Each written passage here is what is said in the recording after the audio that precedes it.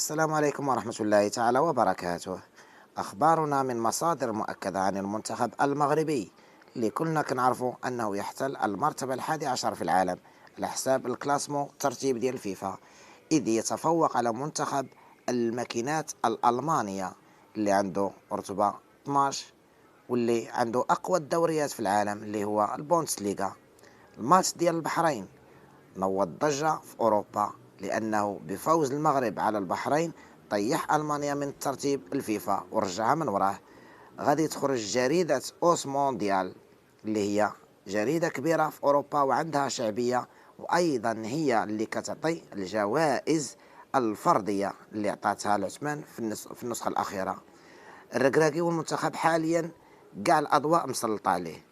جريدة أوس مونديال خرجت بتصريح: لقد تم استهداف وليد الركراكي بأشعة الليزر. إن المنتخب المغربي يحتل الرتبة 11 عالميا، وأمام خصمه البحرين برتبة 88 عالميا، وهذا الخصم المتأخر في الترتيب سيجعل المغرب المصنف 11 عالميا عاجزا لمدة طويلة دون أن يتمكن من تحقيق الفارق، إذ أن من وسط 29 تسديدة فقط 10 تسديدات من كانوا تجاه المرمى.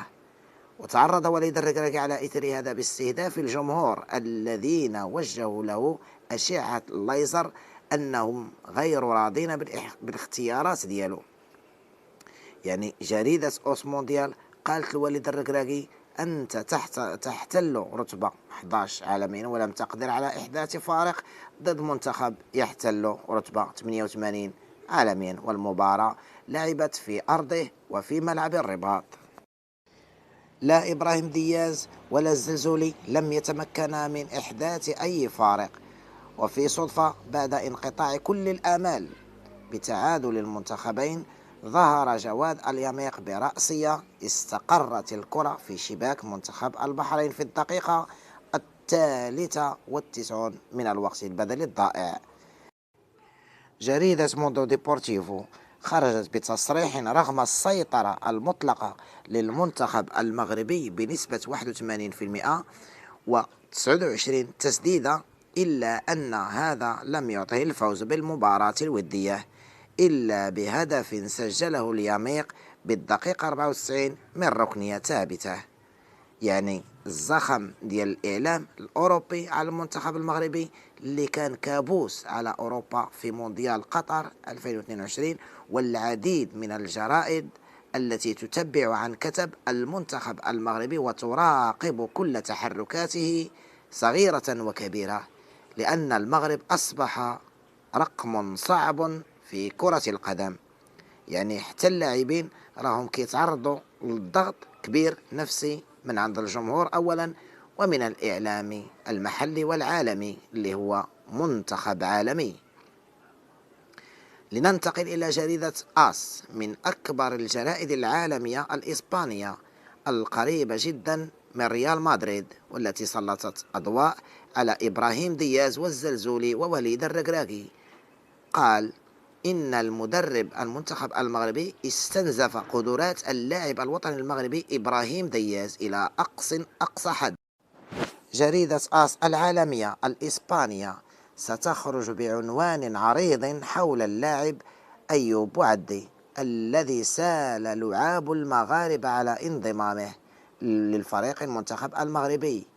جريدة آس خلال 24 ساعة الماضية خرجت بمقال جميل جدا: إن المنتخب المغربي يفتح المجال وينتظر الأوراق، وأن وليد الركراكي سبق وأن أوضح أن بعض اللاعبين لم يدخلوا بعد في قائمته، لأن الاتحاد المغربي لكرة القدم ينتظر إجراءات تغيير الجنسية لكي يستقطبهم. أول لاعب حطوه في الصورة هو أيوب بوعدي. حتى الإسبان يتبعون اللاعبين المغاربة المحترفون بالأندية الأوروبية بحذافيرهم. وأيضا خرجت الجريدة آس بمقال آخر يقول: يمكننا القول وبدون أي أدنى شك أن المنتخب المغربي نجح في الوصول إلى المرتبة 11 عالميا بتصنيف الفيفا، وذلك بفضل الجالية المغربية في أوروبا، وأن المغرب استفاد كثيرا من هذه المواهب دائما جريدة آس خرجت بمقال جريء جدا بأن هناك حرب بين الجامعة المغربية والاتحاد الإسباني لكرة القدم، حيث قالوا أن إسبانيا فازت بالمعركة ولكن لم تفز بالحرب، وإن العلاقة بين ريال مدريد والمنتخب المغربي تتورط أكثر فأكثر. أشرف حكيمي اختار المغرب في الماضي، وإبراهيم دياز اختار المغرب في الحاضر، والآن يراقبون بطاش ورشيد فتال لاستقطابهم مستقبلا. وإن مهاجم لاكاستيا على اللاعب فتال سبق أن مثل المغرب تحت 20 سنة، ومع ذلك قبل الدعوة للمنتخب الإسباني بعد محاولته اللعب في كأس العالم تحت 20 سنة في الشيلي، رغم أنه تم استبعاده بسبب الإصابة. نعم، سبق وأن قالوا أن إسبانيا فازت بالمعركة ولكن لم تفز بالحرب.